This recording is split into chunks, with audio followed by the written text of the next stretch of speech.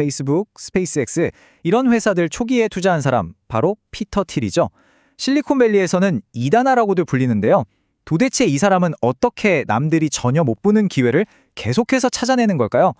오늘 그의 성공 뒤에 숨겨진 아주 독특한 역발상 철학, 그 비밀을 한번 파헤쳐 보겠습니다. 자, 이 숫자 좀 보세요. 3000배. 이게 상상이 되세요?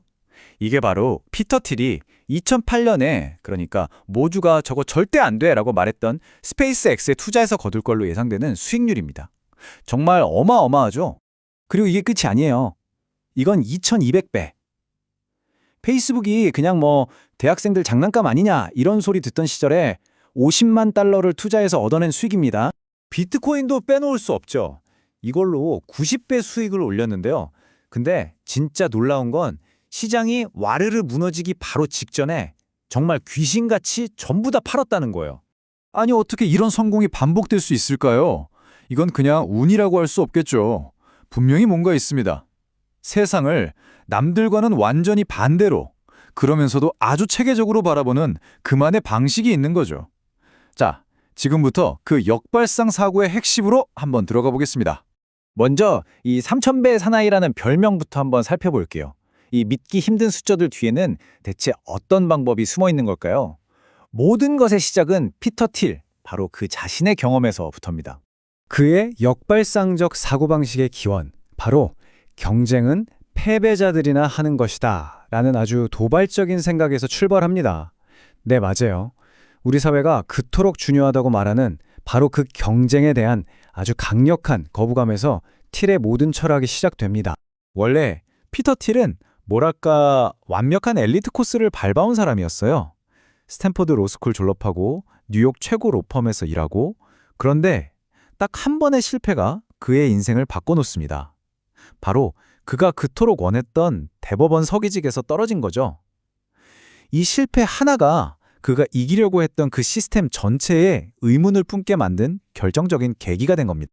바로 그때 깨달은 거죠. 아, 경쟁이라는 건 그냥 이데올로기구나. 우리 모두가 경쟁해야 한다고 세뇌당해서 더 치열하게 경쟁하고 있었던 거예요.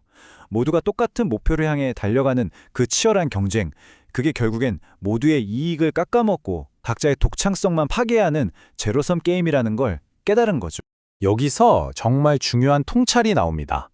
바로 가치 창출의 함정인데요. 가치를 만들어내는 것하고 그 가치를 내 것으로 만드는 것은 완전히 다른 문제라는 거예요. 자, 예를 들어 미국 항공사들을 한번 보세요. 사회에 정말 엄청난 가치를 만들어내잖아요. 그런데 자기들끼리 너무 치열하게 경쟁하니까 정작 이익은 거의 못 내요. 반면에 구글은 어때요? 검색이란 엄청난 가치를 만들고 사실상 경쟁자가 없으니까 그 가치의 대부분을 수익으로 챙겨가죠. 결국 경쟁이 심해지면 내가 만든 가치를 차지할 수가 없게 되는 겁니다. 자, 그럼 경쟁에서 벗어나려면 어떻게 해야 할까요? 이 깨달음이 바로 그의 핵심 원칙으로 이어집니다.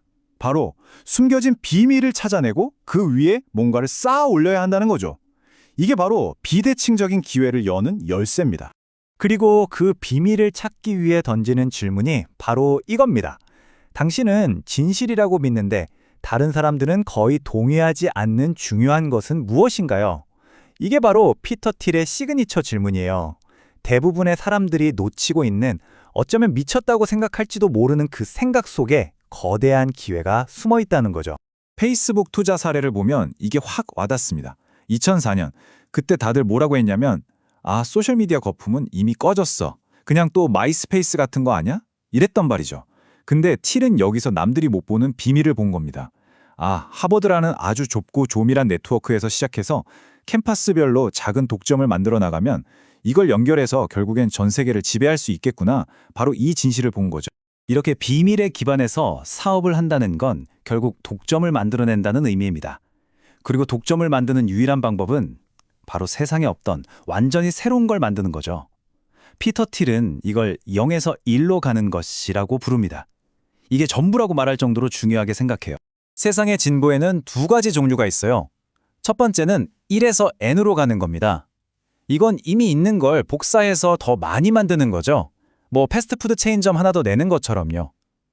다른 하나는 0에서 1로 가는 겁니다. 이건 아예 없던 걸 새로 만들어내는 거예요. 최초의 스마트폰처럼요. 틸은 바로 이 0에서 1만이 진짜 가치를 만든다고 믿는 거죠. 0에서 1의 완벽한 예시가 바로 스페이스X입니다. 그때 기존의 로켓 회사들은 그냥 하던 대로 한 번 쏘고 버리는 로켓을 계속 만들고 있었어요. 이게 1에서 n이죠. 근데 일론 머스크는 아니, 로켓을 비행기처럼 재사용할 수 있지 않을까? 라는 당시에는 미친 소리 같았던 비밀을 믿었죠. 그리고 그 결과는 발사 비용을 확 줄이면서 우주산업 전체의 판을 바꿔버린 완전히 새로운 모델이 탄생한 겁니다. 자, 좋아요. 이렇게 독특한 0에서 1로 가는 회사를 만약에 발견했어요. 그럼 어떻게 투자해야 할까요? 분산 투자? 틸의 답은 아주 명확합니다. 아니요.